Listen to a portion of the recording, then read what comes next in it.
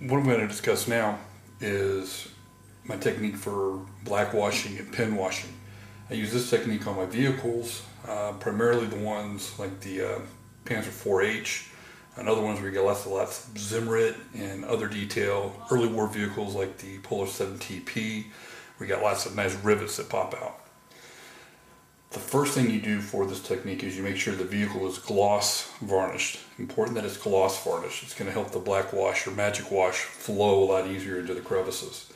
Now, what I use for a black wash is it's a mix of future wax, water, and my color of choice. In this case, I'm going to be using black.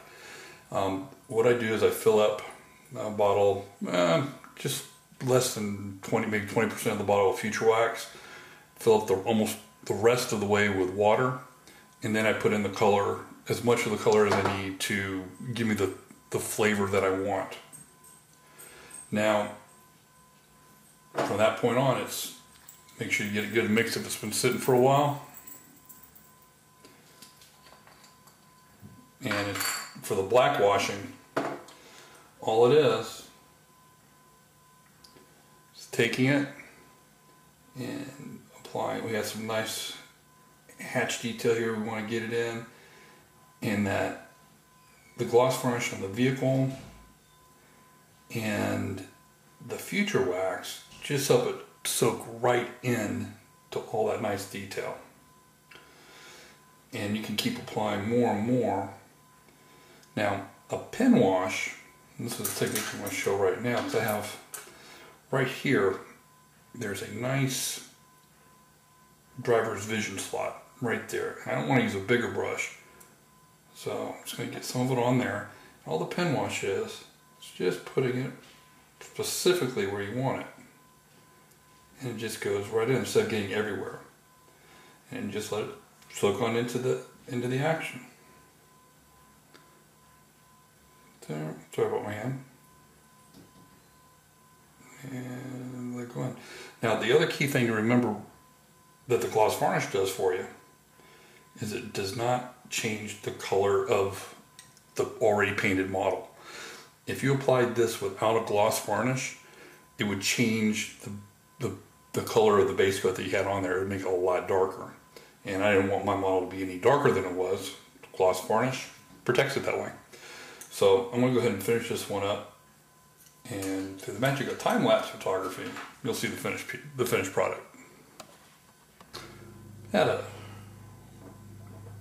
a pause in the time-lapse photography. What I'm kind of showing here, just kind of gets in, kind of get into that nice little detail, kind of get in there. And if you ever get too much in there, it takes a little while for it to dry out. Is just kind of keep going over, get your, use your little handy dandy paper towel and kind of dry the brush off a little bit, and you can just kind of smooth it out again.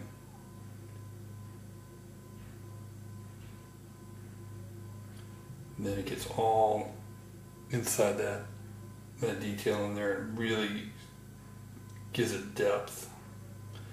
Now, one of the last things I'm going to do with this model is I'm going to apply pigments over, and I'll show that in a later video. But in places where I kind of get a little bit goop messed up, make sure I cover that up with the pigment, and all is forgiven. So I'm going to go ahead and put on pause and catch you in a minute. Okay, just finished going over and finished up putting in there, and it's all sitting in there nice and deep. Getting in there right along the edges, getting in there good and solid. Now, you don't have to worry about the shine or about using gloss polish if you want a matte finish, because what we're going to do after this is, once everything's dry, is we're going to put a matte finish over the top of it, and that instantly kills the shine. The other good thing about a gloss varnish is it gives a better protection, a better hard shell than a matte varnish. Matte varnish wears off just by rubbing it a couple times. Gloss varnish doesn't, so you get the goodness of having that good hard shell protecting your great paint job, and then with a matte finish, you kill that shine that nobody likes. Or at least I don't like it.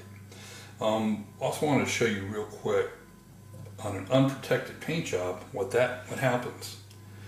Here is part of the shirtson that I cut down to show some battle damage, but this doesn't have any protection on it at all. And if I apply, and we got a nice line right there. If I start applying my magic wash to it, this is going to dry, and it's going to change that color of that base coat. So not something I wanted. So we'll get to cover that later, and thank you all much.